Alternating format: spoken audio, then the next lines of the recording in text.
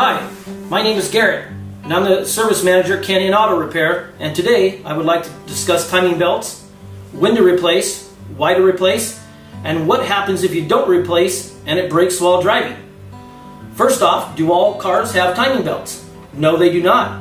Some have timing belts and others have timing chains. What is a timing belt? A timing belt is the rib belt that is placed in a specific configuration along one side of your engine to keep the crank and the camshafts timed properly. The belt will usually be hidden by a plastic or metal cover. Why do you replace a timing belt? 3 reasons. Timing belts stretch over time. The ribs that hold the timing belt in place can break off, allowing the timing belt to slip or break. And number 3, timing belts are made of rubber and will break down over time, and if any oil or coolant has gotten on the belts, this process will be accelerated. When should you change your timing belt? Manufacturer employs various schedules and measures for timing belt replacements. For instance, some manufacturers recommend timing belts to be replaced at 60,000 miles or 60 months, while others are 105,000 and 84 months. Check your vehicle's owner's manual and you should find your scheduled replacement. What happens if my timing belt breaks while I'm driving? Well, that depends. There are 2 different types of engine timing configurations: interference and non-interference. An interference type engine means that the valve stroke and piston stroke take up the same space in the cylinder. So the timing belt essentially keeps them from smashing into each other. Since they do it at a different time, if the timing belt breaks, they'll run into each other.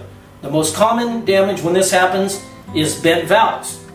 But cylinder head or camshaft damage and possibly piston or cylinder wall damage can occur.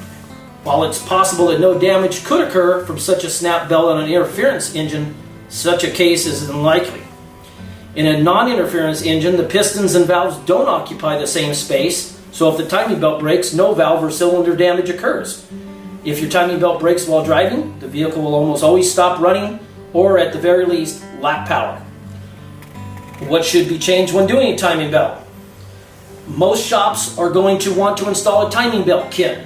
The kit is going to consist of a timing belt, a water pump, a tensioner, pulleys, and if leaking, we also recommend replacing the crankshaft seal and the camshaft seal. And why do we replace all these components? 3 reasons. 1, there's very little extra labor involved to replace these components while doing the belt. These parts will also wear out over time, just like the belt. And 3, if one of these components fail, the timing belt will almost always also fail. Right. Ignoring the replacement of a timing belt as part of scheduled maintenance could result in major engine damage down the road. You should not wait for your timing belt to break. If you have any questions about timing belts or would like to know if your vehicle has a timing belt or chain, give us a call or come into one of our shops. We have 2 convenient locations, one in Tigard off Highway 99 and one in Beaverton off Canyon Road. Give us a call. Thank you.